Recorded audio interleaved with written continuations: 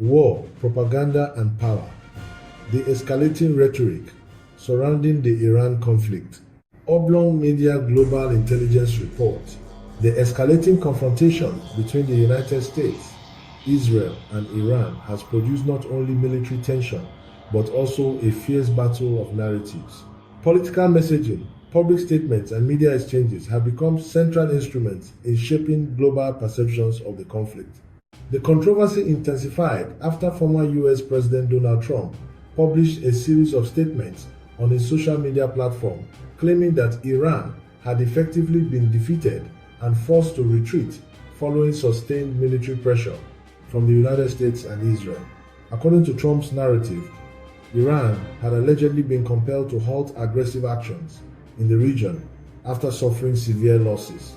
However, officials in Iran have presented a markedly different interpretation of events. Statements attributed to Iranian leadership suggested that the country had merely adopted a conditional defensive posture, indicating that attacks on neighboring states would cease unless Iran itself came under direct assault. Rather than a surrender, Tehran framed the policy as a strategic decision aimed at preventing the wider regional conflict many fear could engulf the Middle East. The competing narratives highlight a broader struggle over legitimacy and responsibility for the crisis.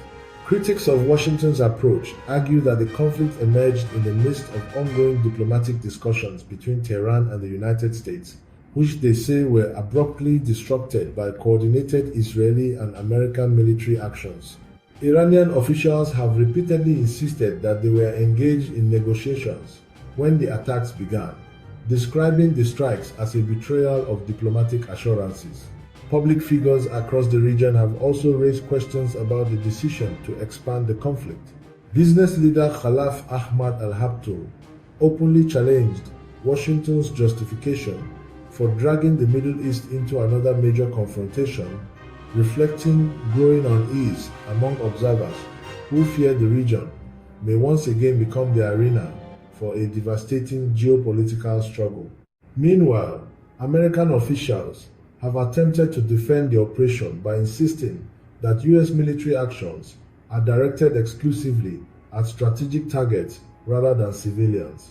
Yet, research by monitoring organizations such as Airwars has documented thousands of civilian deaths resulting from American air campaigns since the attacks of the 11th of September 2001, raising difficult questions about the human cost of modern warfare.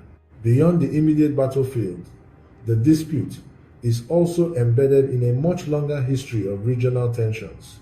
Analysts note that the Middle East has witnessed repeated cycles of conflict since the creation of the Israeli state in 1948, including wars involving neighboring Arab countries, prolonged confrontations with Lebanon and Syria, and a series of Palestinian uprisings known as intifadas.